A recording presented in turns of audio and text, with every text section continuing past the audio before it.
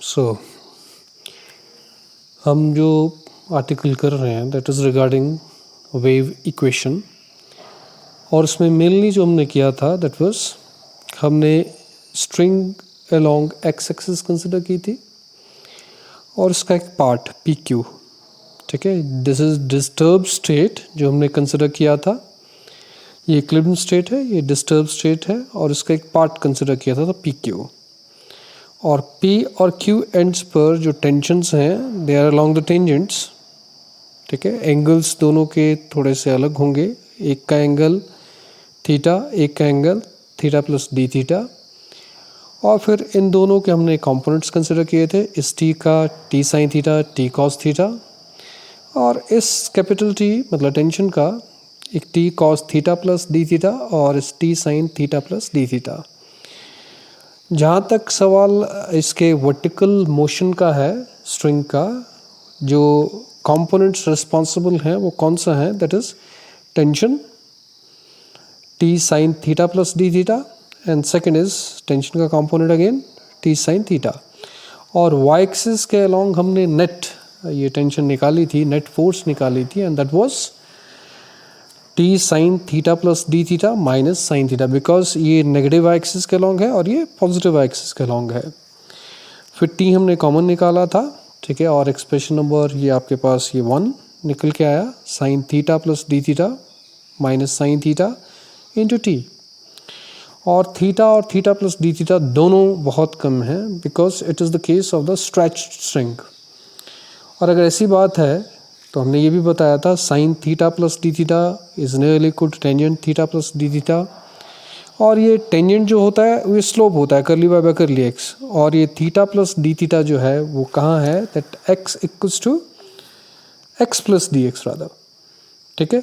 तो ये स्लोप इस पी क्यू पॉइंट के ऊपर होगा curly Y by curly x at x plus D x.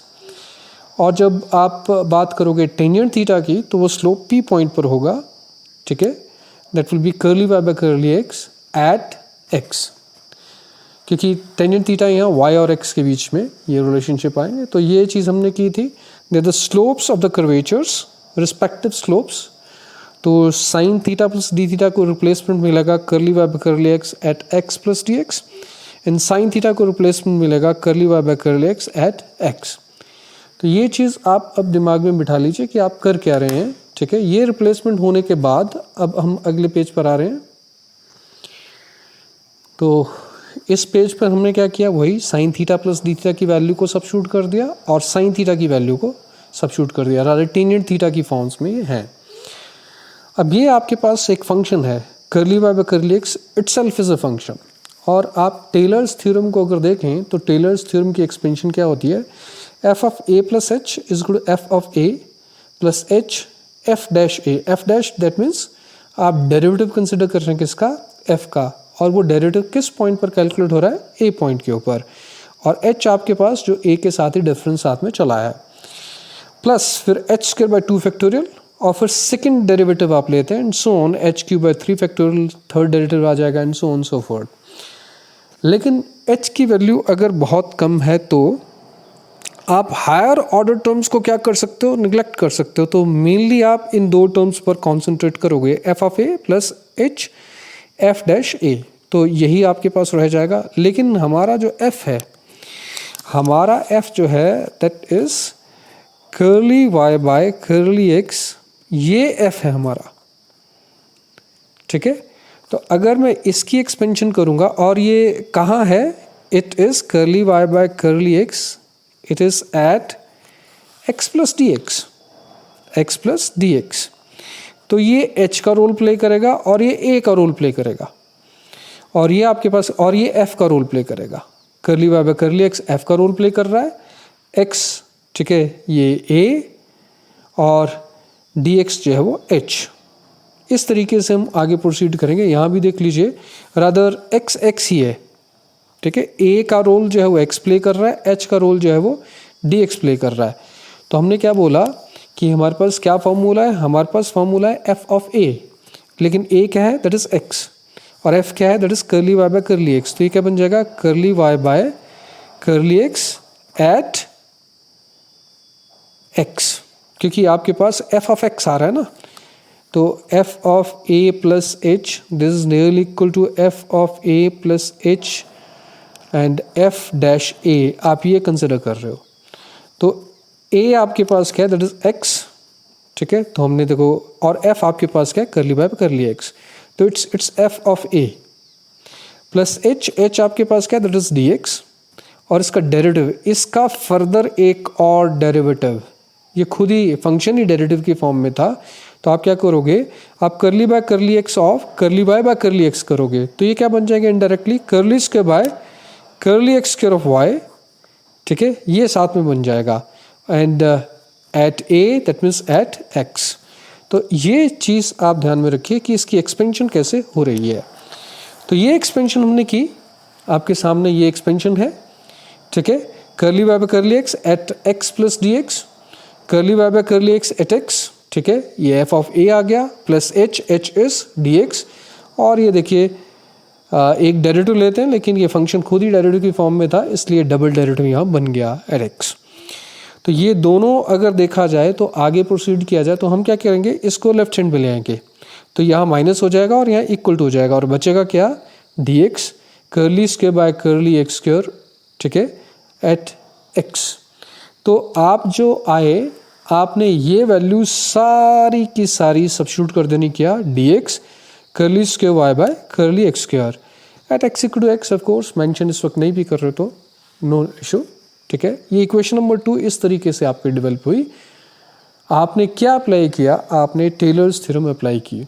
इसको एक बार ढंग से आपने देख लेना, कोई प्रॉब्लम होता पूछ भी सकते हो। फिर आप लेफ्ट साइड में क्या कीजिए, लेफ्ट साइड में न्यूटन सेकंड लॉ लगा लीजिए, और वो क्या होता है, मास इनटू एक्सेलरेशन। अब एक्सेलरेशन में curly square by curly T square आएगा, ठीक है। स्लोप में आपके पास करली एक्स आ रहा था, करली बाय करली एक्स, लेकिन जब आप न्यूटन सेकंड लॉ लगाएंगे तो एक्सेलरेशन में curly square by curly T square आएगा, टाइम मतलब एक किस्म से आएगा, यहाँ double derivative with respect to time आएगा वाई का। तो मास इनटू एक्सेलरेशन, और राइट हैंड साइड देखिए वैसे की वैसी, t into d x curly square Y by curly x square. अब हम जिस पोर्शन की बात कर रहे हैं उसका मास कितना है, mass of the elementary part. अब हमारे पास जो भी स्ट्रिंग है उसके यूनिट लेंथ की, ठीक है, यूनिट लेंथ की जो मास है दैट इज सपोज रो।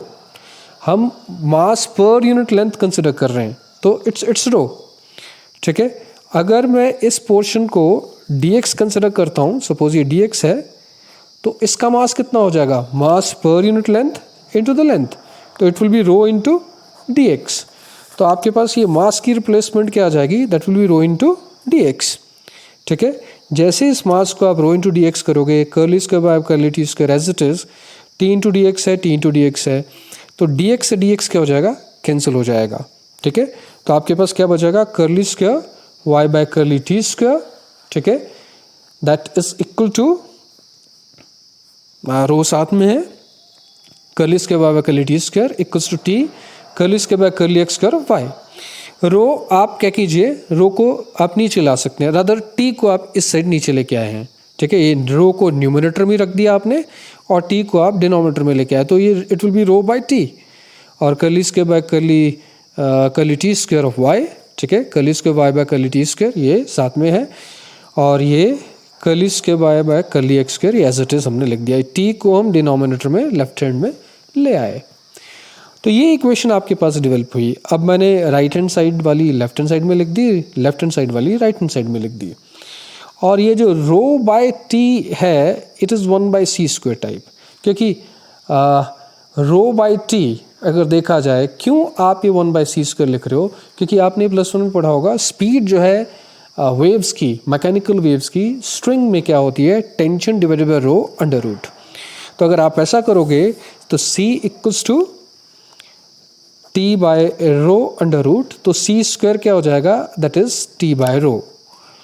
तो 1/c स्क्वायर आपके पास क्या हो जाएगा, it will be rho by t, ठीक है। आपने रेसिप्रोकेट कर दिया तो आप सीधा रो बाय टी को 1/c स्क्वायर लिख सकते हैं, और वही चीज़ यहाँ लिखी गई है। And this is the required equation of motion of one dimensional wave. क्योंकि वन डायमेंशनल क्यों, क्योंकि हम वेव कंसिडर कर रहे हैं ट्रेवलिंग अलोंग एक्स एक्सिस, ये ध्यान में रहे। तो तो ये आपके पास जो फाइनली इक्वेशन बनी है, this is the required equation. अब इसके साथ अगर एक और चीज़ देखी जाए, अगर रिक्वायर्ड इक्वेशन आती है तो आपने यही करना है। एक क्वेश्चन है क्या, show that for transverse waves in string t by rho is equal to c square, ठीक है, where t is the tension, rho is the mass पर unit length and c is the speed of the wave in the string. हालांकि ये हम कुछ हद तक कर चुके हैं कि भाई t by rho is equal to c square, rather हमने इसको डायरेक्टली यहाँ सब्स्टिट्यूट किया है। लेकिन कोई पूछे कि भाई इसको प्रूव करो कि t by rho is c square, तो आप इसको कैसे पूरा बताएंगे। तो वही चीज़ दोबारा कि हम वेव कंसिडर कर रहे हैं, when wave is travelling along a string consider an elementary part, ठीक है। तो स्ट्रिंग का फिर आपने elementary part d x consider कर लिया, the elementary part is p q. ये क्वेश्चन फॉर्म में चले, आपने प्रूव क्या करना है, t by rho is equal to c square. बाकी हम नेक्स्ट पेज पे करते हैं। नेक्स्ट पेज पे क्या आता है, हमने जो एलिमेंट्री पार्ट कंसिडर किया है, ठीक है, इसको थोड़ा सा एनलार्ज करके बताया। अब वैसे देखा जाए तो ये बहुत छोटा सा एलिमेंट है और सिमेट्रिक कंसिडर किया, ठीक है। जो P और Q एंड्स हैं वो सिमेट्रिक हैं, मतलब एक जैसे झुके हुए हैं अगर देखा जाए। मतलब वेव में हमने सिमेट्रिक पार्ट कंसिडर किया, नॉन सिमेट्रिक की बजाय सिमेट्रिक पार्ट कंसिडर किया है, ठीक है। तो उससे कैलकुलेशंस आसान हो जाएंगी। तो आपने ये dx एलिमेंट है, P से Q तक की जो लेंथ है दैट इज dx, ठीक है, ये कंसिडर किया। और अब आपने P एंड पर टेंशन कंसिडर की, ठीक है, टेंशन, और इसके कंपोनेंट्स देखिए आप, ठीक है। ये एंगल अल्फा, यहाँ भी आपके पास टेंशन द सेम T, और ये same angle alpha. Symmetric consider करने का क्या फ़ायदा हुआ, ये एंगल अल्फा और ये एंगल अल्फा क्या होंगे, सेम होंगे। अब आपने वही करना है क्या, टेंशन के दो कंपोनेंट्स P एंड पर भी, ठीक है, और Q एंड पर भी। तो ये आ गया T साइन अल्फा और ये T कॉस अल्फा। उसी तरीके से Q एंड पर भी it is T cos alpha and it is T sine alpha. अब ये एलिमेंट इतना छोटा, इट्स सो स्मॉल कि ये वाले कंपोनेंट जो कॉस वाले हैं ये एक दूसरे को क्या कर रहे हैं, कैंसिल कर रहे हैं, और ये वाले कंपोनेंट क्या कर रहे हैं, ऐड कर जा रहे हैं, ठीक है। Element is very very small.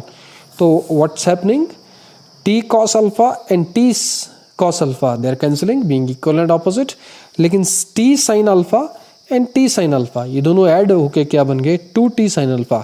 और ये एलिमेंट इतना छोटा है कि दैट कैन बी, मतलब this total force can be assumed to be at the centre, और वो T sin alpha plus T sin alpha क्या हो जाएगा, that will be 2T sin alpha, ठीक है।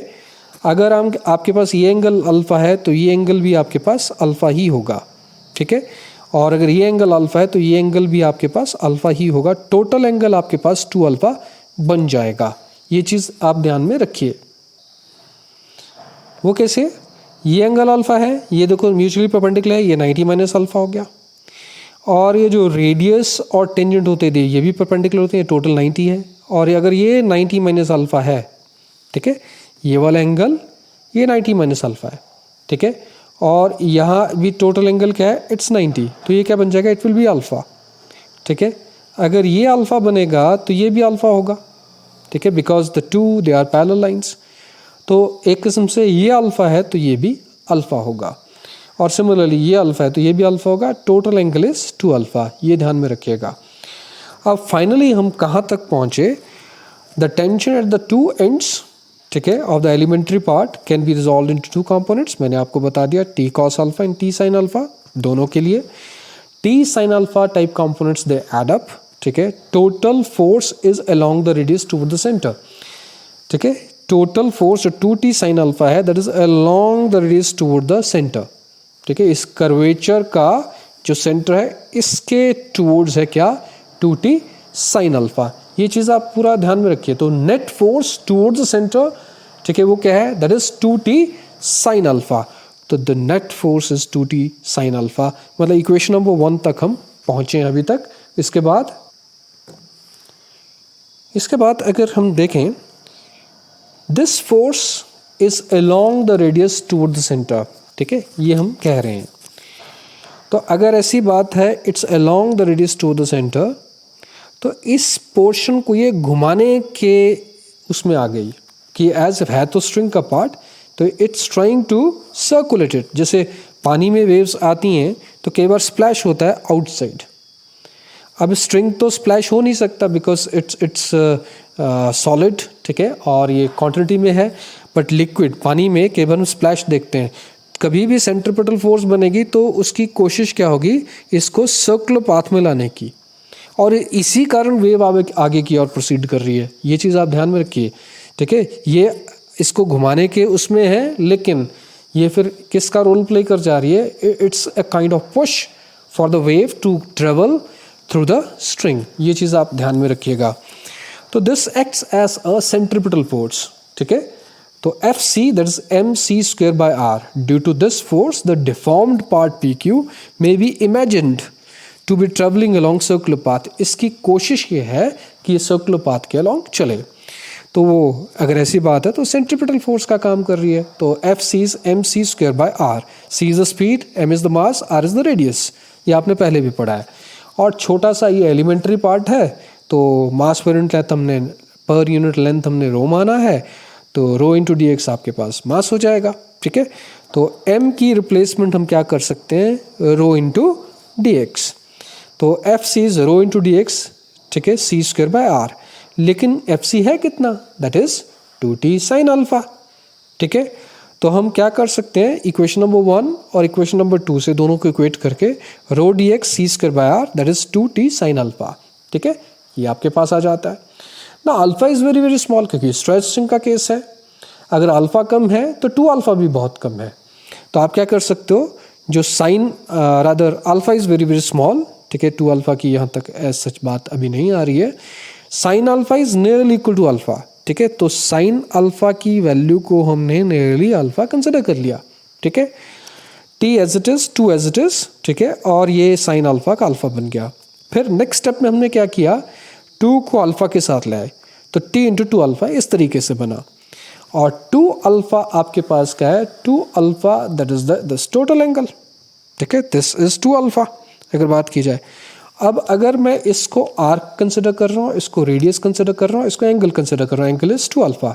तो आपको पता है angle equals to arc over radius, ठीक है। तो एंगल आपके पास कितना, 2 अल्फा, आर्क आपके पास कितनी, dx, रेडियस आपके पास आ गया ये r, ये हम रेडियस स्मॉल r कंसिडर कर देते हैं। तो आपके पास क्या बन गया, ठीक है, angle is 2 alpha, arc is dx and radius is r। तो 2 alpha is dx by r, ठीक है। तो आप इस 2 अल्फा को सब्स्टिट्यूट करोगे क्या, dx बाय r। तो ये dx बाय r रिप्लेसमेंट आ रही है किसके लिए, 2 अल्फा के लिए, tension t as it is. जैसे ये आया तो आपके पास dx से dx कैंसिल हो जाएगा, r से r कैंसिल हो जाएगा, r से r कैंसिल हुआ, dx से dx कैंसिल हुआ। तो क्या बना, rho into c square that is equal to t. तो c square is equal to t by rho. इस तरीके से हम इस चीज़ को प्रूव भी कर जाते हैं, ठीक है, कि जो टेंशन, मास पर यूनिट लेंथ एंड स्पीड, इनके बीच में जो रिलेशनशिप है वो ये है। अगर आपसे पूछा जाता है तो आप इस तरीके से आगे, ठीक है, इस आर्टिकल पे चलेंगे। और अब देख लीजिए डायमेंशंस टी बाय रो की, ठीक है। टेंशन मतलब force is mass into acceleration, m l t minus 2 and rho is mass पर unit length, mass by length मतलब ml माइनस 1। तो अगर देखें तो l स्क्वायर t माइनस 2 ये बनेगा। तो it is l1 t minus 1 इसका स्क्वायर, और l t माइनस 1 क्या होता है, वेलोसिटी के ये डायमेंशंस होते हैं। तो वेलोसिटी के स्क्वायर के डायमेंशंस ये बन जाएंगे, ठीक है। तो t by rho has dimensions of square of the velocity, ये भी आप चीज़ ध्यान में रखिएगा। फिर नेक्स्ट इसका पार्ट सॉल्यूशन का है कि इस वेव इक्वेशन का सॉल्यूशन क्या होगा।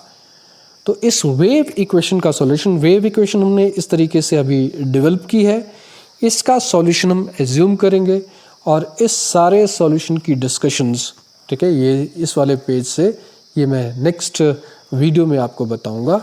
अभी तक आप इतना कीजिए, आप क्या क्या इसमें कर रहे हैं इसमें आप, ठीक है, एक तो c square is equal to t by rho आपने ये पूरा प्रूव किया, और दूसरा आपने इस वेव इक्वेशन को पूरा डेवलप किया। ये भी चीज़ आपके दिमाग में बैठ जानी चाहिए, और इसमें कोई भी प्रॉब्लम हो तो आप हमेशा पूछ सकते हैं। बाकी फिर मैं नेक्स्ट वीडियो में आपको बताऊंगा।